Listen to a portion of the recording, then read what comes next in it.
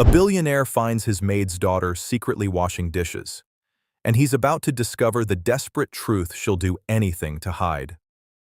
3 a.m. Billionaire Arthur Coleman, walking his silent halls, finds an unexpected sight in his cavernous kitchen.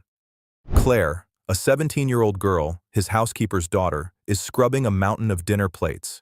Her hands are red and raw. Her eyes are wide with terror. She should be in school.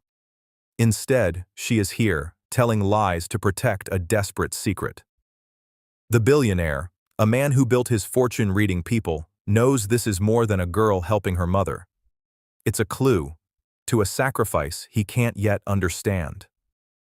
He built an empire on seeing patterns, but sleep was a price he could not pay.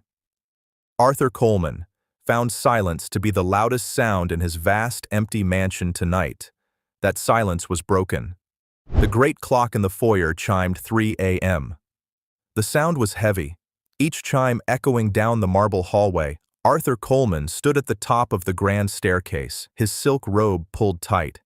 He was a man who had built a global shipping empire. He did it by predicting problems. He could see a storm in the South China Sea and know, instantly, which 300 ships needed to change course. He could not, however, predict a solution for his own insomnia. He rubbed his eyes. The house was cold. He was returning from the library, a heavy book on Roman history, unread in his hand. He had tried to read. He had tried to listen to music. He had tried to meditate. But his mind, the asset that built his fortune, would not shut down. That is when he heard it. It was not a dangerous sound. His security was absolute. No one could get onto this property. It was a small sound, a secret sound, the sound of a glass being gently placed on granite. Arthur froze. He listened. The sound came from the ground floor, at the far end of the house, from the main kitchen, the quiet, rhythmic friction of a sponge on a plate. He moved down the hall, his leather slippers silent on the plush runners. He descended the staircase, his mind racing. It was not a thief. A thief would not be washing dishes. It was an employee. But why? At this hour? He pushed open the heavy oak door to the main kitchen. The room was dark, lit only by the small, yellow light above the industrial stove. The kitchen was enormous, designed for catering large parties. It was a cavern of stainless steel and dark wood. There, dwarfed by the counters, was a girl. She was hunched over the deep steel sink, her back to him. She looked small and thin. She was scrubbing a crystal wine glass with a focused, desperate energy. Arthur cleared his throat. The girl gasped, a sharp intake of air. She spun around so fast she fumbled the glass. It slipped from her soapy hands. "Oh!" she cried, lunging for it. She caught it, just barely, her knuckles turning white. Her eyes were wide. She was not just startled. She was terrified. It was a terror that seemed far too large for a simple surprise. "Mr. Coleman," she breathed. He did not recognize her. He had staff, but he rarely saw them. They were managed by his head of staff, George. "Who are you?" His voice was not unkind, but it was the voice of a man used to answers. I'm Claire, sir. Claire Miller." She frantically dried her hands on a dish rag, her eyes darting between him and the door. "I'm Helen's daughter." Helen Miller, his housekeeper. Arthur's mind clicked into place. Helen. A good woman. Reliable, quiet, always professional. Helen had been with him for 5 years. "Claire," Arthur said, stepping fully into the kitchen. He flicked on the main lights. The room flooded with a sterile white glare. The sudden brightness made the girl flinch. He saw her clearly now. She was young, perhaps 17. She had blonde hair, but it was pulled back in a messy, frayed ponytail. Strands of it were stuck to her damp forehead. She was pale. The skin under her eyes was not just shadowed. It was dark, bruised with a profound exhaustion. She looked like a soldier who had been on the front lines for weeks. "What are you doing here at this hour?" Arthur asked, his voice softer now. "Where is your mother?" "She's sick, sir," Claire said. The words came out too fast, too rehearsed. Just a bad cold. She felt terrible. She was so worried about the dishes from your party. I told her I'd take care of it so she could rest. Arthur's eyes drifted from the girl to the sink. It was piled high. The remains of his 30-person dinner party. Plates, pans, platters, dozens of glasses. It was a catering-level mess. It was work for 3 people, not 1 child. "A bad cold," Arthur repeated. He looked back at her. His mind was analyzing the lie. It was a bad lie. A child her age should be sleeping. "And she sent you," he said, "at 3 o'clock in the morning to do her work?" "No!" Claire's voice was sharp, suddenly protective. The terror was replaced by a flash of anger. "She didn't send me. She doesn't know I'm here. I let myself in. I have a key. I help her on weekends. Sometimes I know her routine. I wanted to get it done before she woke up, so she wouldn't worry." It was a brave lie, Arthur thought, but a lie nonetheless. "You should be in bed," Arthur said, crossing his arms. "You have school tomorrow. Today, rather." Claire flinched. It was a tiny, almost invisible movement, a tightening of her shoulders, a quick drop of her eyes. Arthur saw it. He had built his fortune reading the flinches of his competitors across a boardroom table. A flinch meant a hidden truth. "Yes, sir," she whispered, her eyes fixed on the floor. "I'll be done soon. I promise I won't disturb you again. I'm very quiet." She turned back to the sink, as if he had been dismissed. It was a clear signal. "Please leave." Arthur did not leave. He stood there for a full minute, watching her scrub. He saw her small hands, red and raw from the hot water and soap. He looked around the kitchen. His eyes landed on a backpack slumped by the service door. It was an old, faded blue backpack. The zippers were strained. It looked heavy. Dangling from the main zipper was a bright blue and gold honor cord. Arthur's eyes narrowed. He knew that cord. It was the kind valedictorians wore at graduation. Next to it, tucked into the side mesh pocket, was a small, framed photo. It was old. A young woman and a man in a crisp army uniform.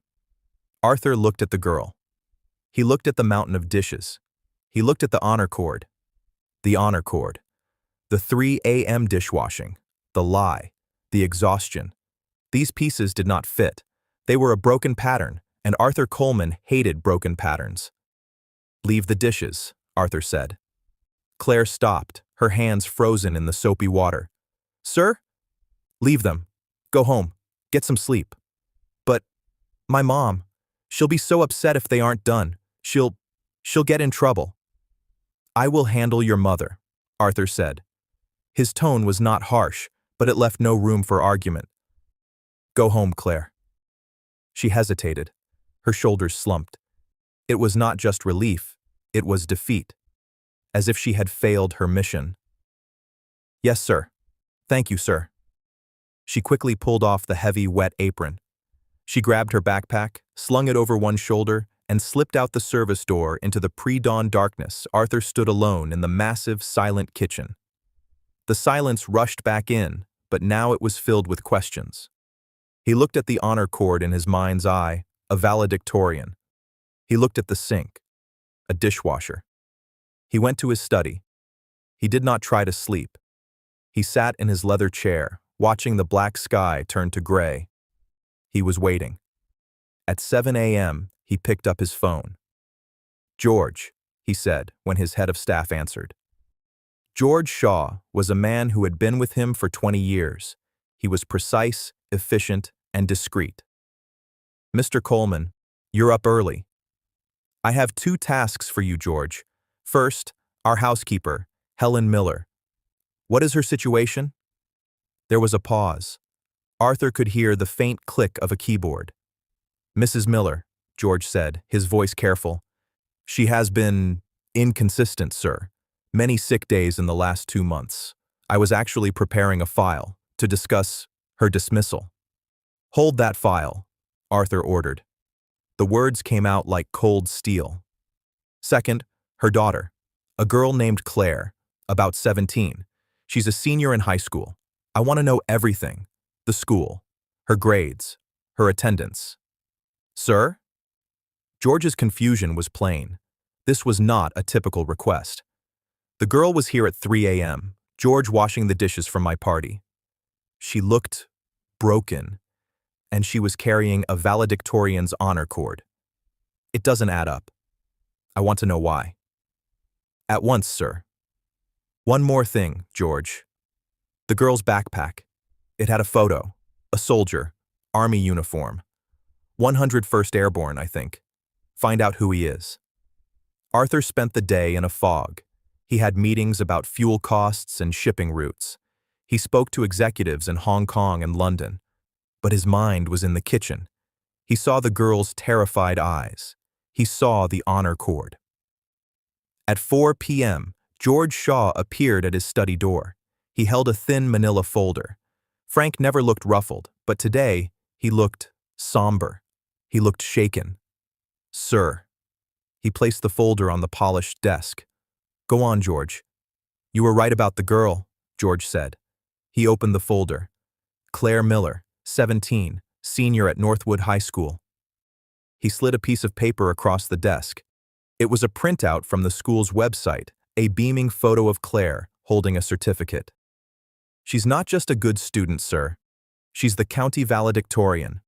4.0 GPA. Full academic scholarship to Georgetown University, pending graduation. 2 weeks ago, she was named a U.S. presidential scholar, one of the top 160 students in the entire nation. Arthur stared at the paper. A presidential scholar throwing away her future to wash my dishes. That, sir, George said quietly, is the problem. He slid a second paper over. It was a formal attendance report from the school district. I spoke with the principal at Northwood High. She was very emotional. As of 25 days ago, Claire Miller stopped attending school.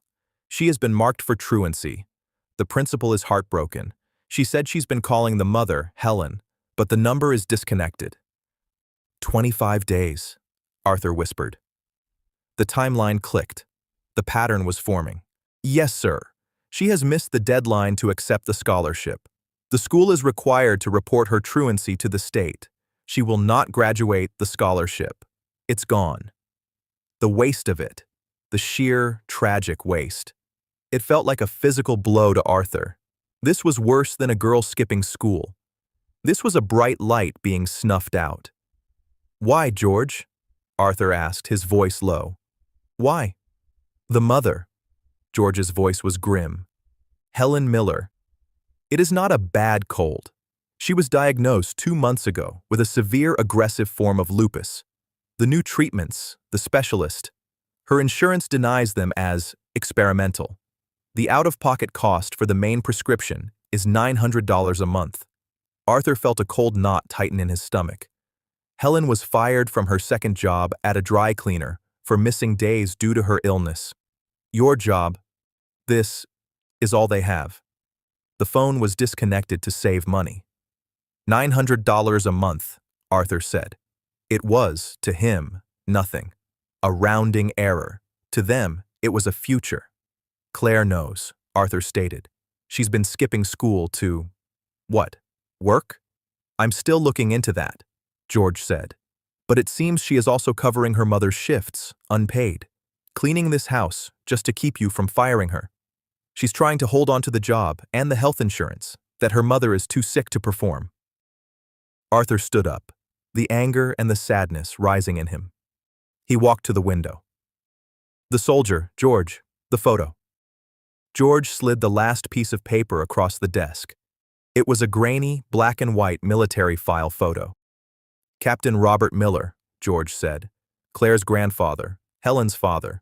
Baker Company, 101st Airborne Division, served 2 tours, highly decorated, passed away in 2010. Arthur looked at the name, and then his blood ran cold. Baker Company. He turned from the window. He walked to a framed photo on his bookshelf. It was a photo he had not truly looked at in years. A group of young men in fatigues, smiling in a dusty foreign jungle. "My brother," Arthur said, his voice barely a whisper. "My older brother Thomas. He was in Baker Company. He didn't come home." Arthur looked at George, his eyes clear and hard as ice. "This is not an employee, George. This is family." "Sir?" "Get me their address," Arthur said, his voice low and dangerous. "And find out where Claire Miller is right now." The address was a gray, worn-down apartment complex in a part of town Arthur hadn't seen in 40 years. He drove himself in his modest sedan, not the Rolls-Royce. He felt the need to be invisible. The building smelled of boiled cabbage and old carpet. He walked up 3 flights of stairs. The concrete was cracked. He knocked on 3B. He heard a slow, painful shuffling.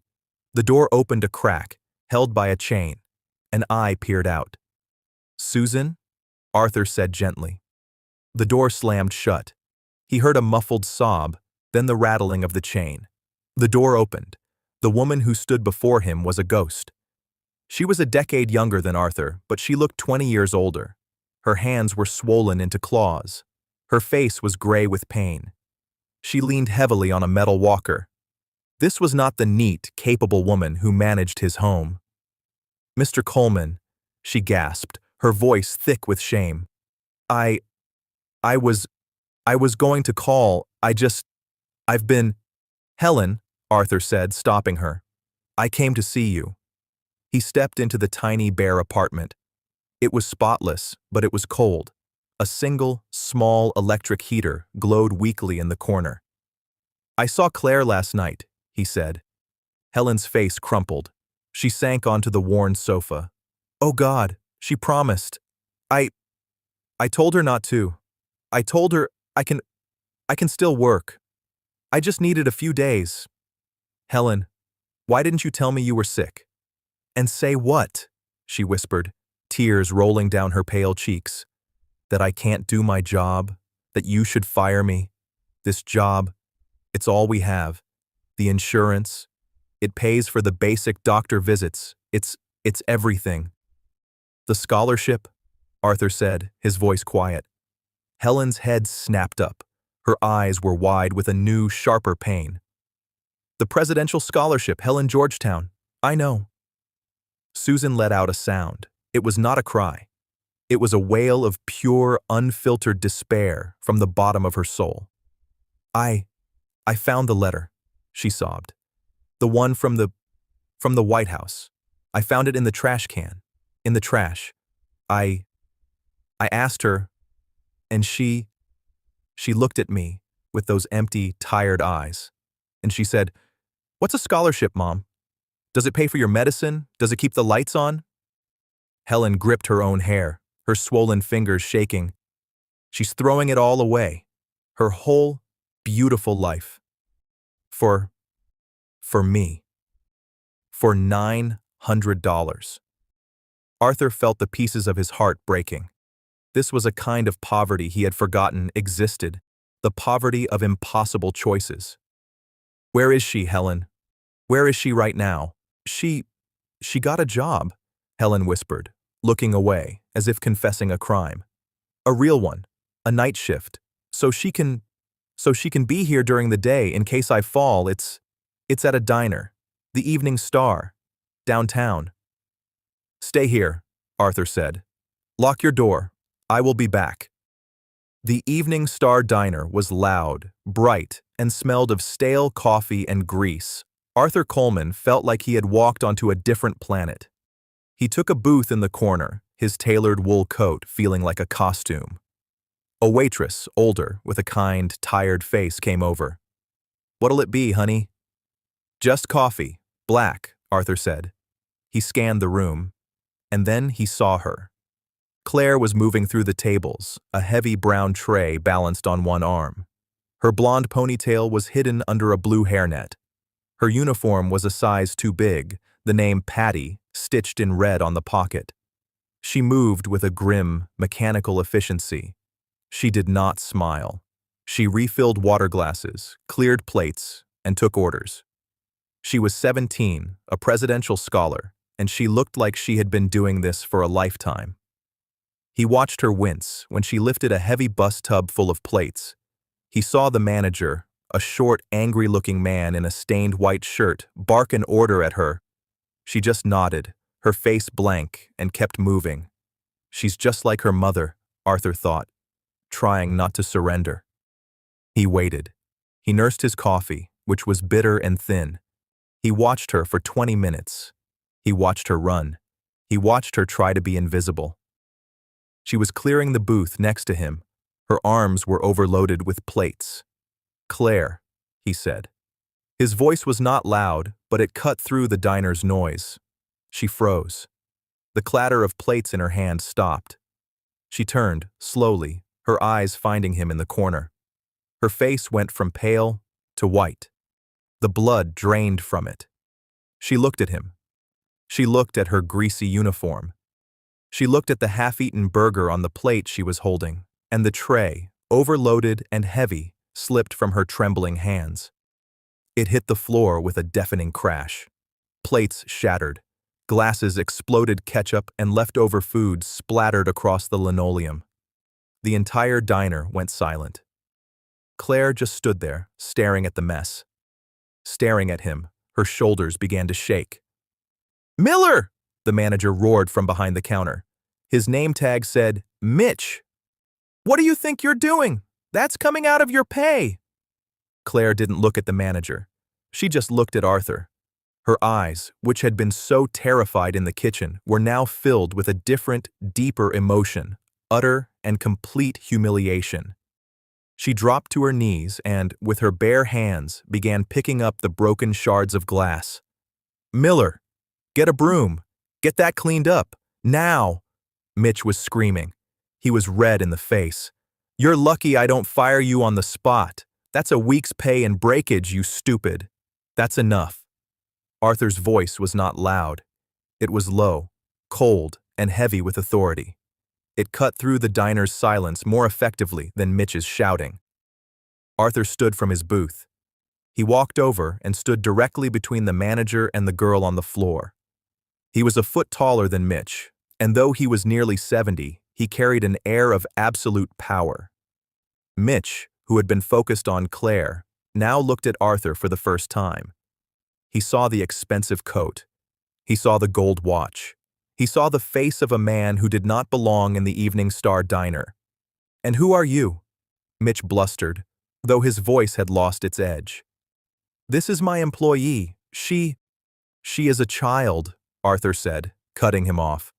"A child who is clearly unwell." He reached into his coat pocket, pulled out a leather wallet, and extracted several bills. 3 $100 bills. He dropped them on the counter. "That," he said, "is for the broken plates, and for my coffee, and for the inconvenience." Mitch's eyes went wide. He scooped up the money instantly. Arthur then turned his back on Mitch, a complete dismissive act. He crouched down, his knees protesting slightly. He was now at eye level with Claire. She was crying, silent tears tracing paths through the grime on her face. She was still trying to pick up the broken glass, her hands shaking. "Claire," he said, his voice now gentle but firm. "Get up. You're leaving." I can't," she whispered, the words choked. My shift. I need—" "Your shift is over." He offered his hand. It was a clean, steady hand, a hand that signed billion-dollar contracts. She stared at it for a moment. It was a lifeline. Slowly, trembling, she put her small, greasy hand into his. Arthur pulled her to her feet as if she weighed nothing. He did not let go. He kept her hand in his and turned her toward the door, shielding her from the stares of the other patrons. "Wait!" Mitch called out, suddenly realizing he was losing an employee, even one he mistreated. "You can't just— She has to—" Arthur paused at the door. He looked back at Mitch. "She's finished," he said. And the way he said it, Mitch knew it was true. Arthur Coleman pushed open the glass door and guided Claire Miller out into the cold night air, leaving the shattered plates and the smell of fried onions behind. The car was a cocoon of silence. It was a dark, heavy sedan, not one of Arthur's flashier models. It smelled of old leather and, faintly, of his pipe tobacco. It was warm. The heated seats hummed gently against Claire's back, but she was so cold she couldn't feel it. She sat rigid, her hands clasped in her lap, still grimy from the diner floor. She stared straight ahead at the dashboard clock. 11:47 p.m. She had not said a word since he put her in the car. She was vibrating with a silent, terrible shame. He had seen her at her lowest. He had seen her fail. Arthur drove carefully, his large hands resting lightly on the wheel. He did not turn on the radio. The only sound was the thump-thump of the wipers clearing a light mist from the windshield. He glanced at her.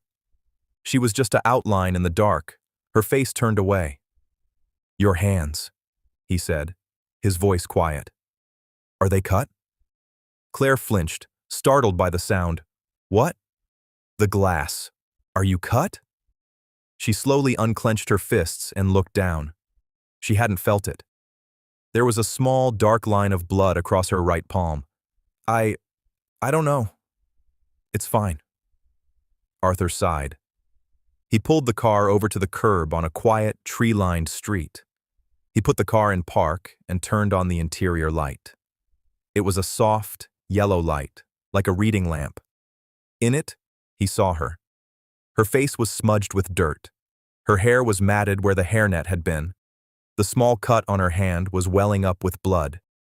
She looked at him, her eyes wide. "What are you doing?" "This will sting," he said. He did not answer her question. He reached into the glove compartment. His car was, like his life, organized. He pulled out a small, black first aid kit. He opened it, took out an antiseptic wipe and a bandage. "Give me your hand," he commanded. "No, it's fine, really. I'm getting grease on your car." She tried to hide her hands under her legs. "Claire." His voice was gentle, but it held the same steel as it had in the diner. "Give me your hand." She hesitated, then slowly, reluctantly, held out her trembling hand. He took it. His own hand was warm and surprisingly soft, but his grip was firm. He held her small, chapped hand in his. He carefully blotted the blood, then opened the wipe. She hissed as the alcohol touched the cut. "I told you," he said, his eyes on his work. "A small price. My brother Thomas always said that a little sting now is better than a lot of pain later." He worked with a precise, almost tender care. He cleaned the cut, then wrapped the bandage around her palm. His movements were not rushed. She watched him, her breath caught in her chest.